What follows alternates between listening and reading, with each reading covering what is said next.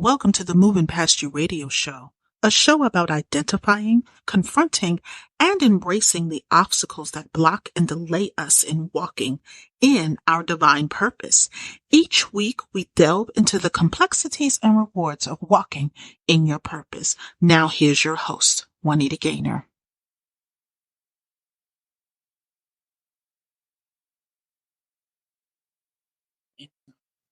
I know I was muted.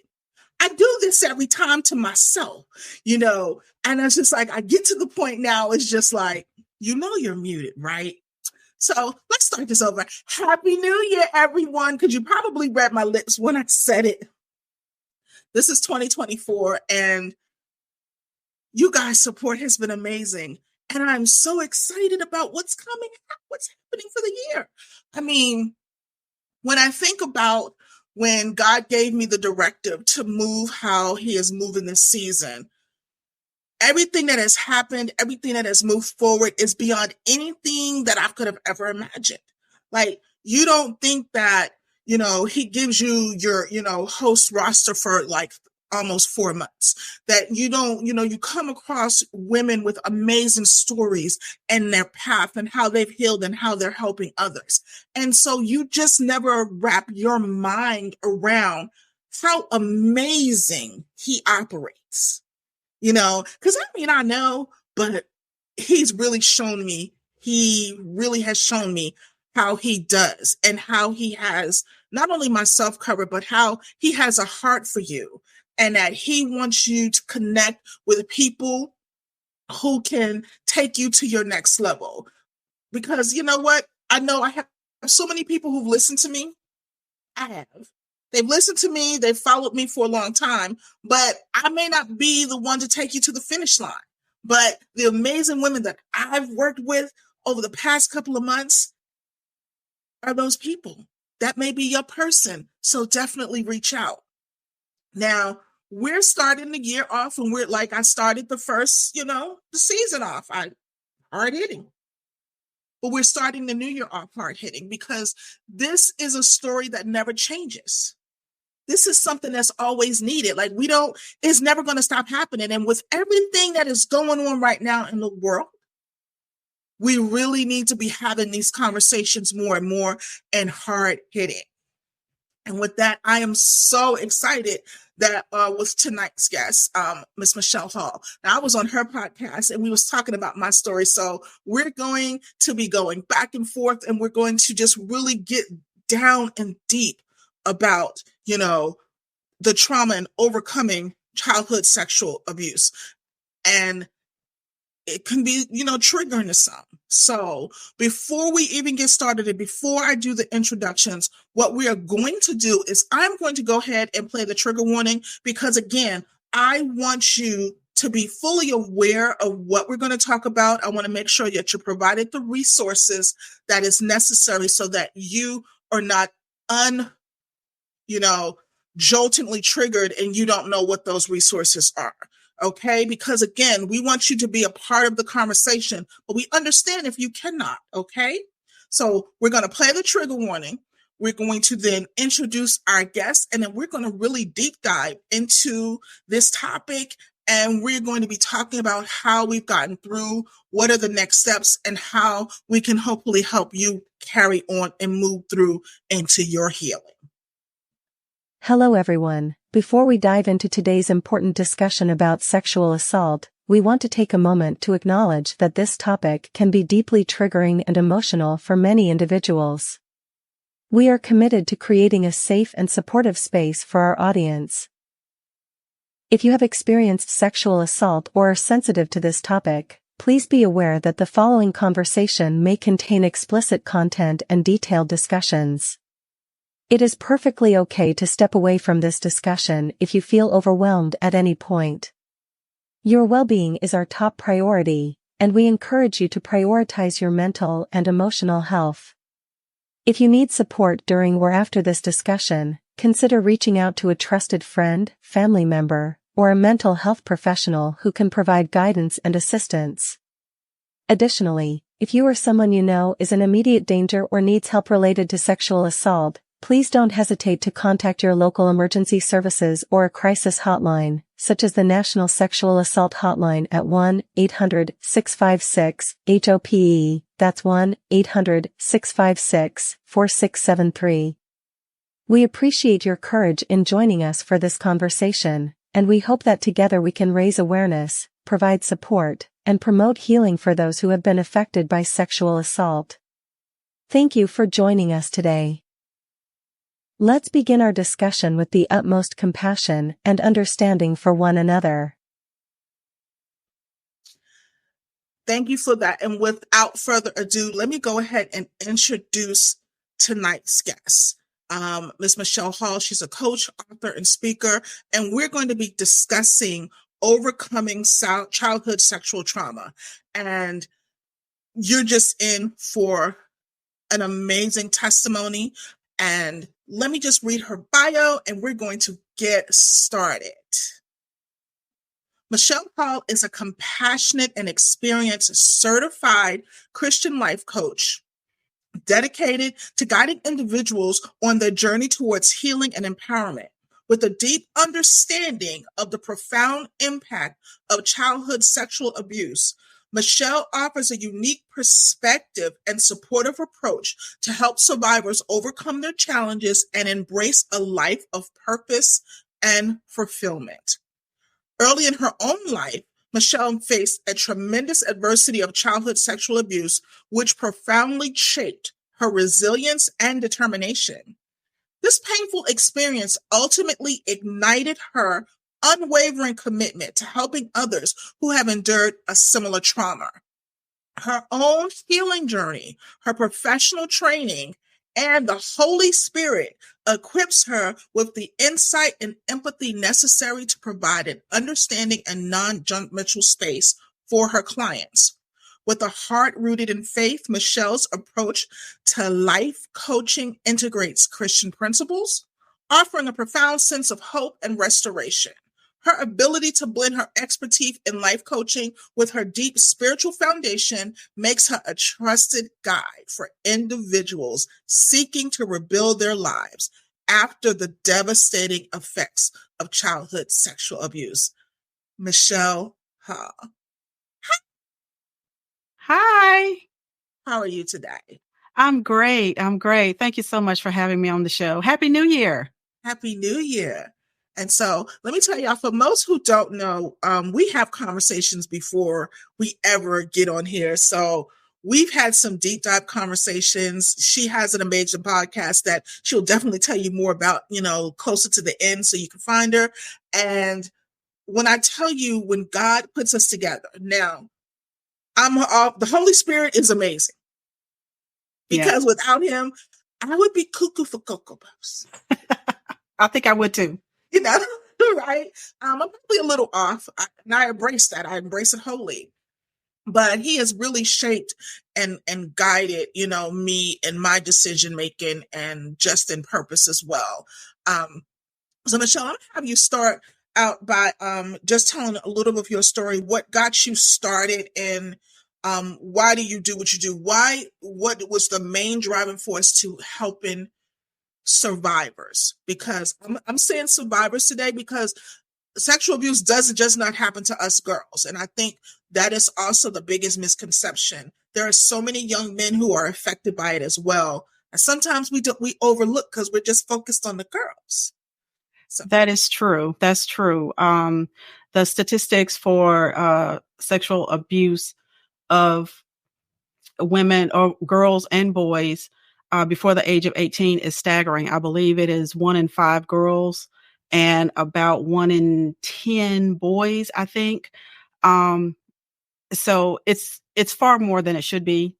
And I'm not even sure that statistic is accurate because so many people don't report. So it's probably a lot more than that.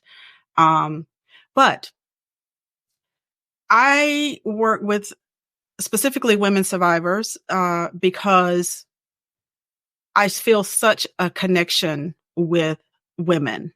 And I do this work because I was sexually abused basically, I was raped when I was 10 years old, starting around age 10, by two of my very close family members that I grew up with. And I never told anyone while I was, as a kid. I didn't tell anyone. I just I wanted it to not be true. I wanted it to not have happened, like so many women. And so I dissociated myself from it, and I stuffed it down, tried to act like it never happened and that it didn't affect me when it really did. And I kept that secret for about 30 years. I mean, I held on to it for so long because, I've been told that I'm a little stubborn, but I really just decided as a young girl that I'm just not gonna tell anybody that this ever happened. I felt like it was something that I could just stuff down and it would go away. And I was able to do that for a while. Um, but what I didn't realize when I was younger is that those ripple effects of that experience was with me the whole time. And it was driving some of the choices that I was making as a young woman. And it kind of came to a point to where so much was weighing on me because not only did I internalize that, there were just other things in life that I had internalized. And it just built up. It built up and it was so heavy, so very heavy, to where I kind of felt like I was going to have a nervous breakdown. And um and so I had to get that off my chest and off my mind. And I was finally able to eke those words out to my now ex-husband. But I was able to squeak those words out. I was so afraid to tell him what had happened to me because I didn't know how he was going to respond. But I was able to get those words out, and I'm so very thankful to him to this day, even though we are no longer married, that he was very supportive of me and he encouraged me to get into counseling. And that was where my healing really, really started. Yeah. Yeah. And I can understand that. Like, I didn't necessarily tell people. It really, a lot of my family knew. For me, my mother was the cause. She would pimp me out for her drugs. Right. So it was just like, there was no protection. So you don't say anything because as a child who, you don't have a real stable place to live, you're moving, whatever, you don't say anything because, you want to make sure you have a house to live in or food to eat. And then if you're an older sibling, you're protecting younger siblings. So Yeah. you take on a bunch more. And I can be honest, it was, oh my goodness, it was probably 2018. It's only been maybe about 5 or 6 years that I've really been counseling and talking about it. I was preparing for a summit. A friend of mine's she had heard me on a radio show. Look, Blog Talk Radio. So I'm dating how far this was. And a good pastor friend of mine's, we went to the same ministry. And he said, "Oh, I want you to be on." And we were talking about church hurt. And I was talking about it, and they was just so crushed. And so that's when I began to deal with it. And I was like, I thought I had it because it was stuffed down and whatever. And then had almost a complete breakdown Mm-hmm. and talking Yeah. about it. And it was just like, ooh. You think other things are triggering it, and it's, life situations, you think it's relationships, and it's not. It's really because we didn't tell nobody. Right. Right. And that is so very heavy. I don't think even women who are carrying this trauma even realizes the heaviness of it until you start to release it. When I got into counseling, I think it was probably back in 2014, 2015 timeframe.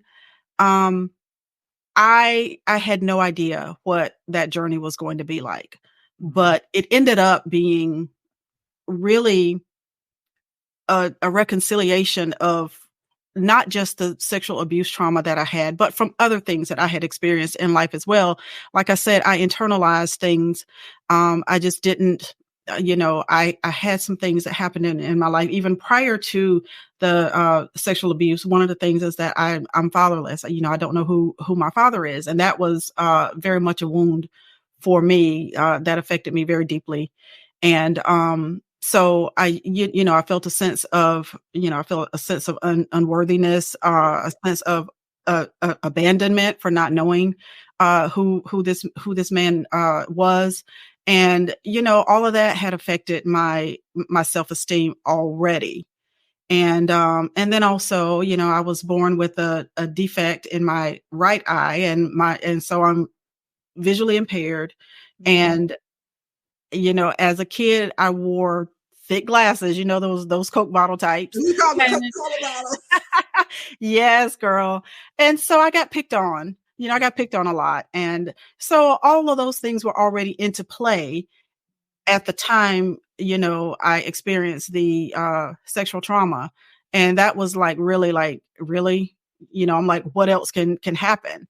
And so that was just really, just the pivotal thing that really just kind of solidified how I felt about myself. With the low self-esteem, I was like, I was very pessimistic. I didn't expect any good things to happen because I had experienced what I felt like was so many negative things, and I just didn't expect good things.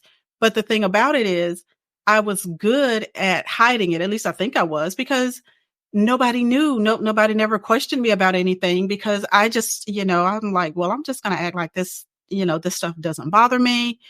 And I just moved on. And so, I got so tired of carrying this stuff and pretending something didn't happen that had happened, and that I really needed to deal with it. I think I was afraid to deal with it. But I knew for my own sanity that it was something that I needed to do. So that counseling ended up taking several years, because it was a reconciliation of a lot of things. Yeah. A lot of things. But I'm so, so very thankful that I did it. So thankful. And even after that, when I felt like I had really, dealt with things to the extent that I needed to, I still didn't tell my family. Now, my husband knew, but I didn't tell my sisters or my mother. I didn't tell anybody. And that was still the intent. I still had no intent to tell them. Yeah. But, and I wanted to work with women survivors, but I couldn't do it because I was not even willing to tell my own story publicly. So I'm like, I can't help other women tell their story and get their healing when I'm not even willing to tell my own story. Yeah. And so, an opportunity came about for me to share my story. God just made a way, because like I said, I can be a little stubborn, and I was like, yep, I'm not telling this, but, but it just came about, and I knew beyond a shadow of a doubt that it was God that made that way. And that's when I knew it was time for me to get into this coaching, because I was ready and willing to share my own story. Yeah. And I think, and it's funny when we talk, when you were talking and was talking about the parallels of when I think about even in coming out in my story, people always was like, you're so mean. And it wasn't until, I've gone through counseling, really gone through some real healing. Let me stress that now. I can be still a little mean, but it was more a defense mechanism, because I was already hurt. I was already abused. I was already misused. So I wasn't trying to open the door for more trauma. Right. And then, of course, the trauma made you just not trust no one. And it's not about us being pessimistic. It was like, nah, I already don't believe. I believe you dirty.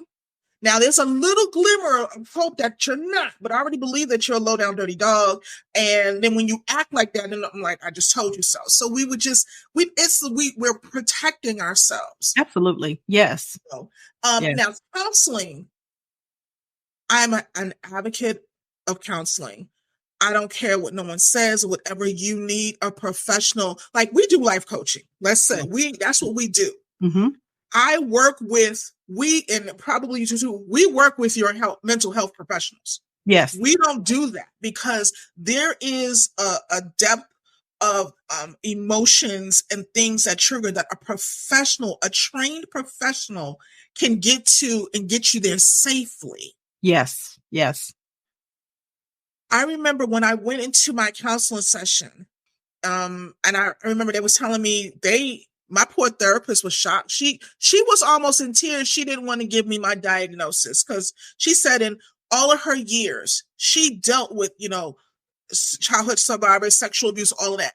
In all of her years, she had not had nobody who was diagnosed the way I was and was still mentally in front of her, like not hospitalized somewhere. Mm-hmm. That's what shocked her. That's the grace of God right there. Absolutely. But the psychotherapist came in and he said, and this was the first time I heard it and it helped with my healing. It's okay that you're not okay. Yes. Yes. But see, okay. that's the mask. That's the mask. That's the pretending that we do because we don't want people to know that we're not okay. Yeah. And I did that for quite a while, and it just gets exhausting, and it makes no sense. It clearly is something that we're doing to protect ourselves, but it's exhausting. It's exhausting, and it takes a toll. And with all of that going on, I just could not deal with it anymore. So I really needed the help that I got. Now in addition to counseling, as a Christian, I of course, went into prayer about that too, because I was so ready. I had carried this stuff for so long. I was so ready to let it go. And one of my prayers was, Lord, take me through this process. Take me through it. I am ready to let it go. Teach me what I need to learn and help me to release this burden. And for me, it was a purging process. It was a purging process.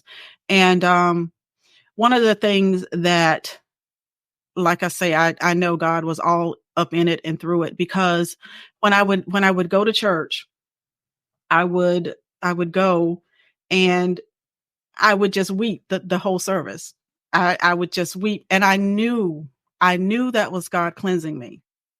And I don't know how long that went on. I know it was probably a couple of months, and I know these people at church was probably wondering what in the world is wrong with this woman. But it was just a quiet weeping, just the tears would just flow. And I would, after service, I would get in my car, I would clean my face up, and I would go home and act like nothing happened. Nothing happened. But and then I noticed one Sunday that there was no more weeping. Yeah. And I said, Lord, I thank you. Yeah. So it was a combination for me. I definitely needed the counseling, the outlet, the verbal purging of all that I had held on to and that I had not spoken about for all those years. But then I also had the spiritual aspect of it too, of a physical purging through my tears. And I'm so thankful, and I'm so in awe still, where I come from to where I'm never, ever, ever going to share this story, to being a life coach and being on podcasts and radio shows and telling my story. I mean, that is nothing but God, because I was determined that I was not going to put this out there. Yeah, look, this was never coming out. I was never going to ever say it. And because for me, it was I know people don't, they say, okay, I'm in the church, whatever, because not only was I abused with the hands of my mom, I was abused by members in the church as well. So I had a double whammy. Yes. And so for me, it was knowing that I was different spiritually. I knew that I had a call, and I couldn't understand it. And it was like, I knew that it was my responsibility to read the word, to understand the word for myself, because at that point in time, I wasn't trusting of most people. Mm-hmm. And so it was me really getting back into the word and getting key scriptures. Now, I hate when people break up scriptures, but God had given me certain ones, and Jeremiah 29:11 is one of them. And it focuses on that how he has hope and a future. People misinterpret that, well, he don't, everything is for your good. And so that was one that I clung on to going through the healing process. And so when I was strong enough and able enough, he placed me in a ministry to then now cover me. So Mm-hmm. there's two different outlets. I know people think, well, I'm done with the church or whatever. God will give you a way back in, but he will place you where you need to be. Mm-hmm. And it's key when you said the prayer. And I noticed our prayers were similar. And I'll just explain for some people. For people who've gone through trauma, the prayers that we pray to God, we don't ask God to show us what the thing is, because if he shows us what it is, we're going to try to justify keeping it there and not removing it. So my prayer was always, Lord, please remove whomever and whatever is going to hinder me and doing what you need me to do. Mm-hmm. Because if I ask him to show me, I'm going to try to justify what it is. Yes. You know, Yes. I'm no longer shocked by what disappears. Like, when I remember the first time I prayed that prayer, I was shocked by what was gone. Mm. A whole relationship for 5 years, just Gone. just poof into thin air. Yeah. So we pray. I know people who are listening now who have gone through trauma or is going through healing, and you're like, why do I pray these type of prayers, or why I ask these questions? It's because in our trauma, we know God, and God knows that if he gives us an option to not do something, we're not going to do it. So, yes. Well, and everybody's journey is different and how they process things, but it's not easy going back and facing those feelings, facing the effects that it had on you, and the pain that it's caused you from the time that it took place. And a lot of times, I think some people just don't want to feel the pain. They don't want to go back and feel the pain. And I understand that. I really do. But it's so worth it. It's so worth it to do it and get on the other side of it. And that's what I really want to help survivors realize, because just because you're a survivor doesn't mean that you don't still have some issues with what took place. yes. And my goal is to help women move beyond survivor into overcomer, more than a conqueror, Yes. to where they can, we won't ever really forget what happened, Right. but I do wholeheartedly believe we can get to a point to where it doesn't trigger us, to where it doesn't affect our everyday life. Yeah. And to where we can, get a true sense of who we are and who God made us to be, so that we can live the life that God wants us to live. And a lot of times there's a lack of self-love. There's a lack of, people feel like they're just not worthy. And so they may stay in, a relationship, or they may stay in a job that's that's not, where they're not using their full skills. And, it holds us back. It holds us back when we are not fully aware of who we are, and when we don't have that self-love. And, it's my goal, is my hope and my goal to help women move beyond survivor into overcoming and thriving, and, living as normal a life as possible, knowing that this happened, but it does not define who I am. Exactly. Yeah. Exactly. I can say one of the things that I'm excited about that it's been happening in the last couple of days, that's been happening in the last couple of months. And I know a lot of people have had a conversation about it or concerned about it, but I'm excited about the number of men and women who are coming out, beginning to tell their stories, who have found strength in social media, who have found strength in someone else telling their story. And they're like, okay, I'm not alone. Um, how does like what I call the collective bargaining, how does that play in the role of helping, survivors or those who are still really in I call it the pre-survivor stage. It means you haven't really begun to deal with it. But how have you been seeing, just with the events that have been going on, how this is going to potentially shift about, of course, the work that we do, but how overall people are really beginning to embrace healing and restoration? I think that is great because I think a lot of survivors feel like they are all alone and that they are the only one, or they don't realize how widespread this thing is, and that probably if you're in a room of 10 women, you probably have at least 3 or 4 that has been a victim of some form of sexual abuse. And I think as people come forward and share their story, hopefully it'll become a little easier, and they'll realize that, hey, I am not alone. Other people have experienced this, and watching someone else's bravery and someone else's courage to tell their story and share, I think it will help those who have that fear of coming forward to, start to chip away at that and help give them the courage that they need, whether it's a big step as far as going to counseling or doing something of that nature, or whether it's to get a book, and start reading about things that they can do, because like I said, everyone's journey is different, and you have to start your healing process when you're ready to start your process. If you're not ready to deal with it, it's probably not going to go well. So you have to get to a point where you're ready.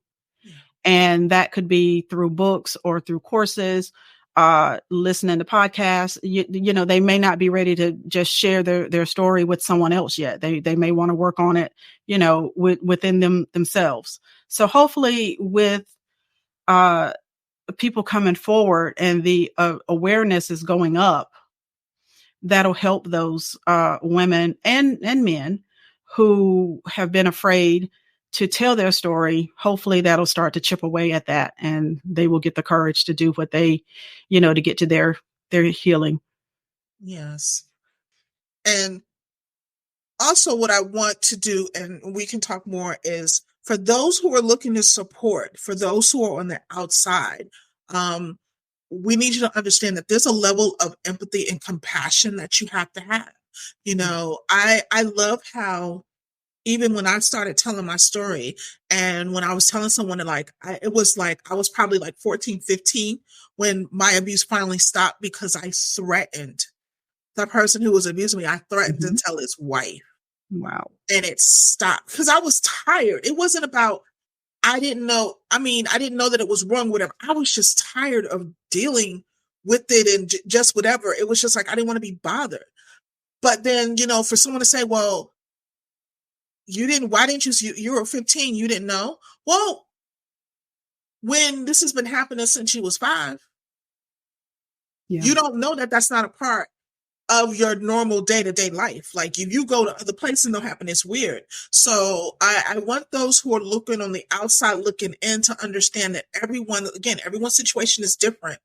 And just because you think you would do something in the scenario, and I think that's a lot of the stuff that's going on, the vibe that's going on. Well, in my situation, if I was, no, you wouldn't. No, you wouldn't. Yeah.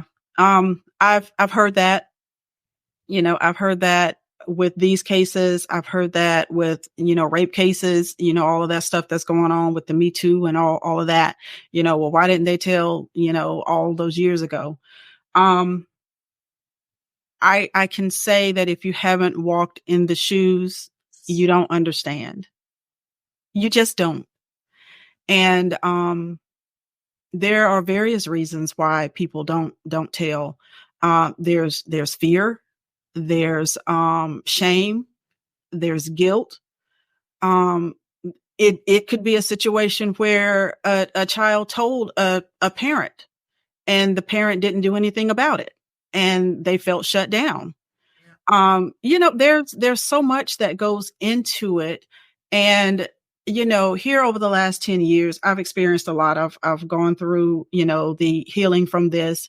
My marriage actually ended during this time as well. And so I had to deal with that also. And I can tell you 100%, until you experience something and walk in the shoes, you don't know how you will respond to something or how you would have responded to something. It's real easy to say, well, why didn't you tell right away? But for a kid who is reliant on parents, I mean, the abuser could be a parent. The abuser could be a mother. It could be a father. It could be a brother. And you have no control as a child. You have none. It's not like you can go out and get your own place to stay. It's not like you can do that. And so there's a lot of reasons why children don't tell. And, I'm sure that's the same reason for grown women who experience sexual assault. There's a lot of shame around it. There's a lot of shame. And people, I think, just really don't want others to know that they've experienced something of this nature. Yeah. And also, I can also say too, probably also with law enforcement and the courts, like there hasn't been enough training around sensitivity around it, and, we still go by the good old boy network, oh, boys will be boys or girls will be girls. Yes. And, or in the case of boys, it's looked as, a pat on the back. Oh, that's an older woman. Like, what are you talking about? You should be proud. It's not looked at for what it is, which is an assault. Right. So right. the male child is conflicted because he was like, this doesn't feel good to, right. to me. Right. And then with the girls, like, we were taught that the men are supposed to protect you or whatever, but if they're the ones who was also abusing you, and so it translates into adulthood as well. Like, because I know for me, I'm like, if you don't, it was easy to do. Now, I probably wouldn't let you hit me, but emotionally, I was devastated because there was nothing there. There was no foundation. The times, when you think about the times that that foundation should have been built up, it was being torn down. So we didn't have it. So we're empty. We're actually walking on, eggshells and glass at this point because it wasn't there. Yeah. And so it's in taking that, kindness and that care to understand that people have become strong enough now, just think about it. When I think about some of the stories that are coming out, it's not about people's like, oh, well, it's about the money or it's about whatever. No, it's about statute of limitations of far gone. It's like they can now tell it, or they can put it in paper, and then it can be read from time forward. It can let and empower other people who may be close to be like, okay, she did that. I'm about to go tell my story. Yes. Yes. And another thing too, that is so very unfortunate, but all too common, is victim blaming. So many young girls are blamed for what happened to them, whether it goes back to you're being fast, or you shouldn't be in men's faces. It's crazy. It's just insane, the thought that you're blaming, 8, 9, 10-year-old for, being in a grown man's face, instead of blaming the grown man for looking at a child in an inappropriate manner. But it happens, and it happens a lot. It Yeah. happens a lot. And, if you have been sexually assaulted and then you are you go to someone that you feel safe with and they blame you, that's a whole different trauma that you've got to deal with, because now you can't trust this person. This person that's supposed to be looking out for you and protecting you is now blaming you for this thing that is wrong. And you're young. People don't know how to process stuff. Kids can't, they don't have the capacity to process things. And like I said, earlier, you're, it's not like you can up and go. It's not like you're a grown woman and you can leave. You're a child. So it's like you're stuck there. Yeah. And it's a lot. And also sometimes it's difficult. You were talking about law enforcement, but sometimes it's difficult to prove a case. And so, some victims may feel like, well, what's the point in even reporting, because is his word against my word? And like the victim blaming, oftentimes family will side with the perpetrator and alienate the victim. It's insane. It is absolutely insane how that works. Yes. That I've seen cases of it. And I'm like, so you're just going to throw an 8-year-old out to dry? Like, are you kidding me right now? Yeah. And I want people to sometimes look at, okay, why does an 8-year-old know this type of information? I don't think anyone critically thinks when, allegations are brought up or when children start having the conversations, like, why does a child think like that? Because they're not supposed to. Right. Because that's the take I take when I see even, celebrities or whatever acting out. The first question I have is, what happened in childhood? What trigger that situation hit that just spazzed them out? Because it really is something that's there. It's just like, why does that child know what that is? They're 7. Mm-hmm. And no one addresses that. No one thinks about that. It's just like, oh, you're being fast. Fast for what? Like, their bodies Right. are developing. What does that even mean? I don't even know what that means. I have a whole theory on that. That's a whole church thing.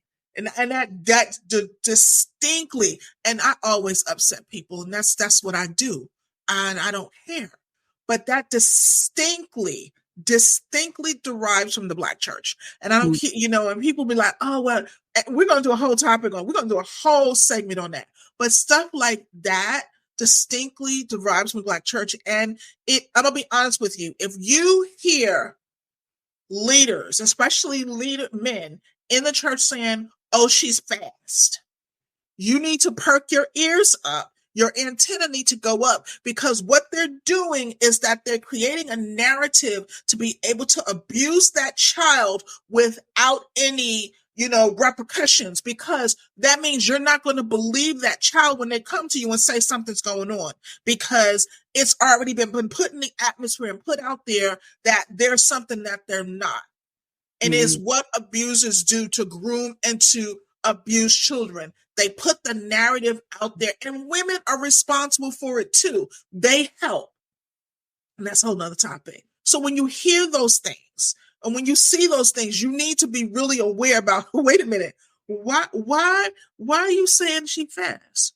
Or why are you saying he too, like, those are questions we need to start asking, because when you say that, you're putting a narrative out there to make it easy for you to have access to a child without any accountability or responsibility, Yeah.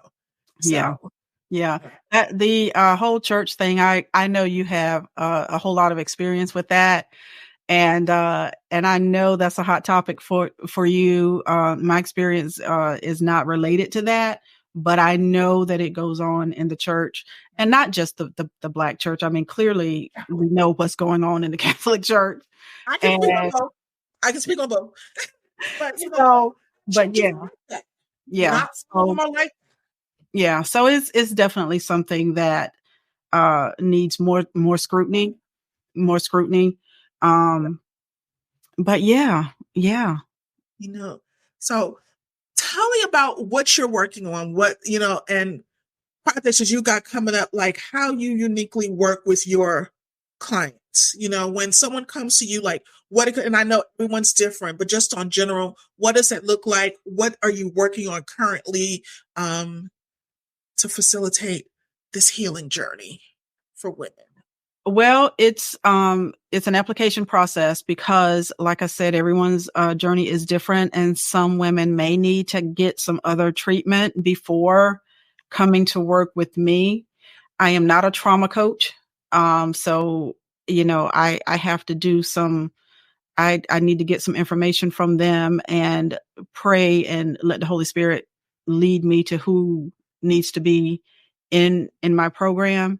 So, that that's the first thing. And, but once I bring them in, once they're a part of the program, my program is three phases.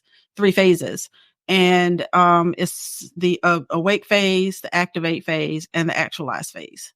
And so basically you're going to go back and you're going to face what happened and how it affected you. I think it's real important to really be able to know that, because even though you may know it in your mind, it may be in the back of your mind, it may be in your subconscious. But I think it's good to know that, because once you know that, then you kind of know what to work with beyond that. Right. And so that's the first part, is to figure that out. And then we create a plan to go to the next phase, which is the activate phase, which is to actually work on those things that you figured out in the awake phase, as far as how the trauma affected you and how it's manifesting in your life right now. We work with that in the activate phase. And then in the last phase is when we start to set goals for what you want your life to be, now that these other things and you've worked on the issues. And then we go into that last phase and we work through that. And that could be goal setting, is mainly what it is. But you get to craft what you want your life to be. Mm. And so that's the work that I do through my coaching program. Right now I'm only coaching one-on-one, but later in the year I do want to start a group program so I can reach more women, and I think we are better in numbers. Yeah. Because a lot of times you just need that support, and to hear that you are not alone, and that other people are going through the same thing that you're going through. So that's my plan for later in the year. And I'm putting together a survivors ball. It's going to be a virtual event. And I want to do that. I'm going to do that in April, which is sexual assault. So I'm going to do that in April. So I'm planning that. So I'll certainly have you on my email list so you can know about that. And I'm so excited about that because I don't know of any other thing where survivors are celebrated.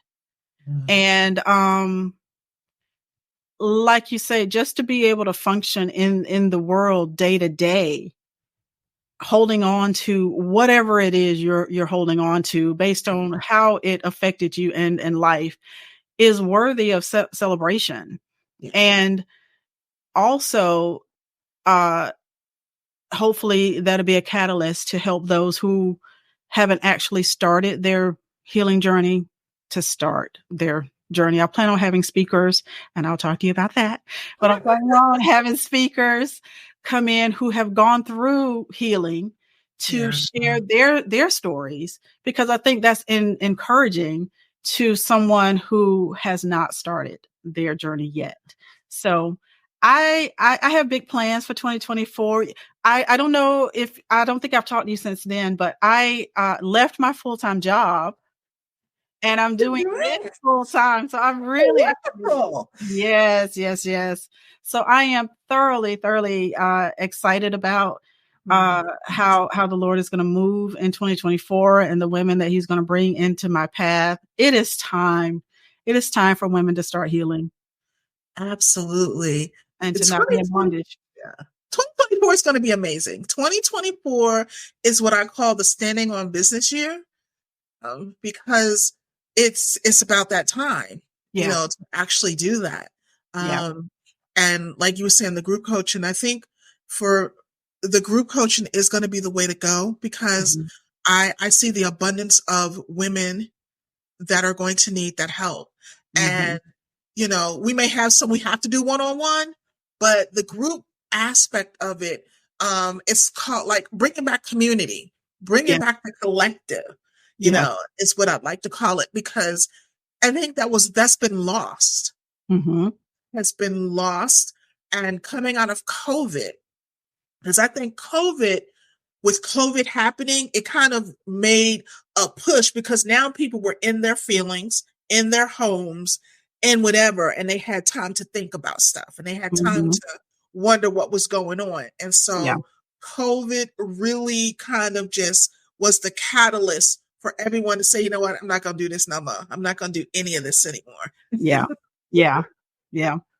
So But yeah, yeah. I'm excited about it. I plan to write a book. I have a lot on the agenda, but I plan to write a book, and I'm working on a course. So I have a lot going on, and I'm just so excited about it. I'm just thrilled. Well, I'm excited about it for you.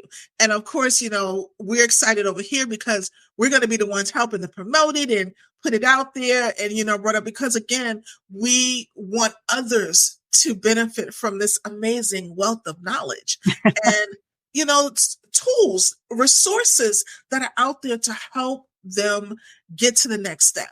So Yeah. tell Yeah. people how they can find you, where they can find you, and all that good, lovely stuff.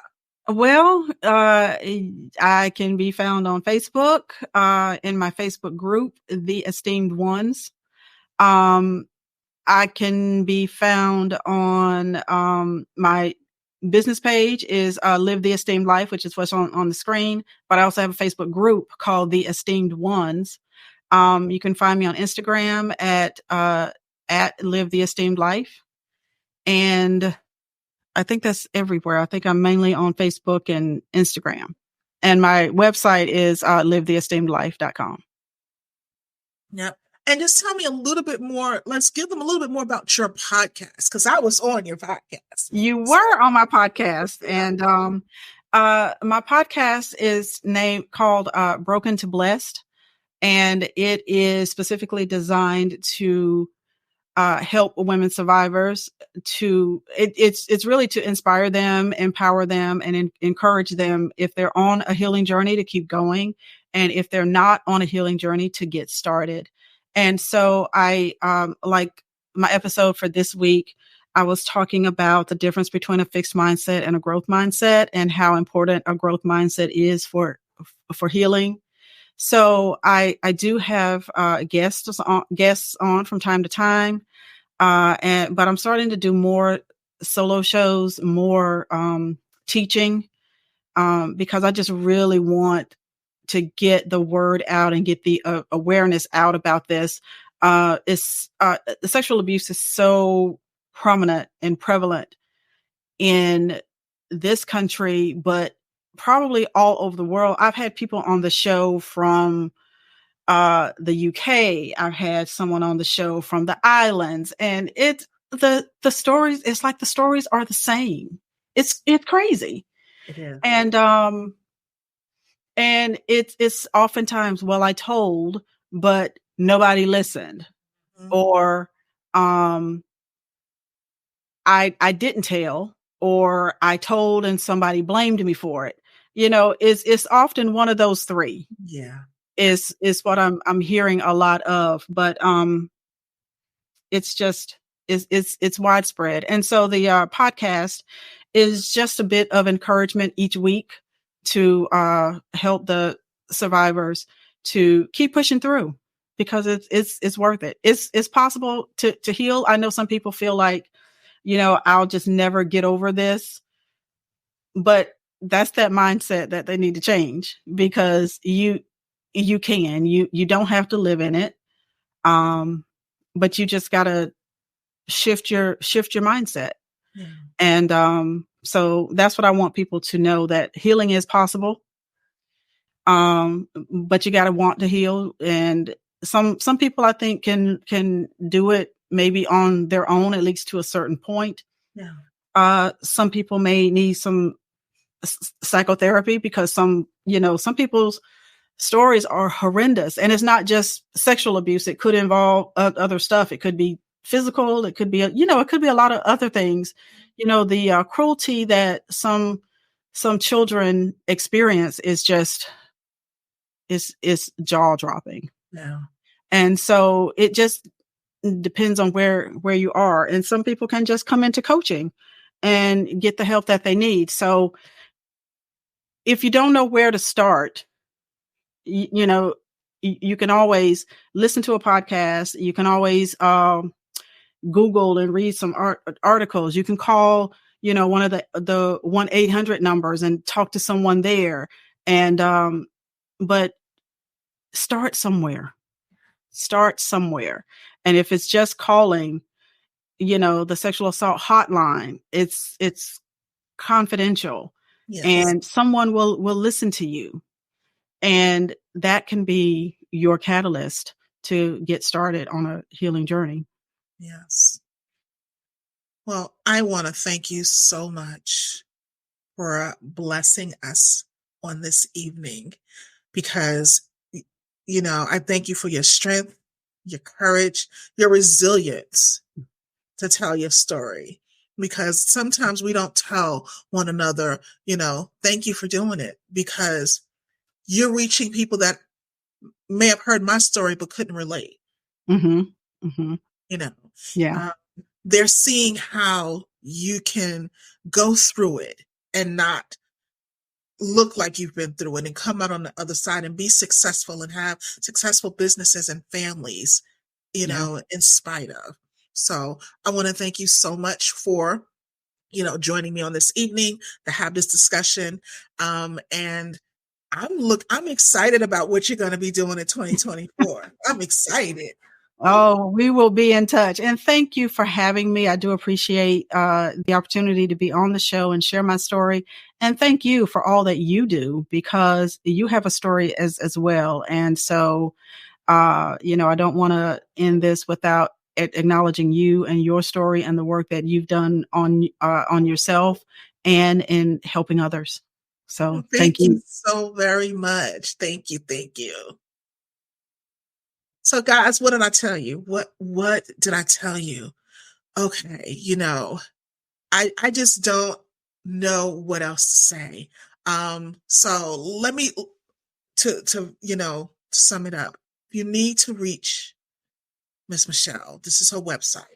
I want you to go there. I want you to listen to the podcast. I want you to find her. You may not need her services, but you may know someone who may. You may know someone who may be at that point in life and needs, that additional push to go to the next level. Go for it. You may say, I don't know where to find them. You can come to our website and we'll connect you to there. But I want you to actually do that, because it's so important to continually move the needle forward into healing, into restoration, because it's not over.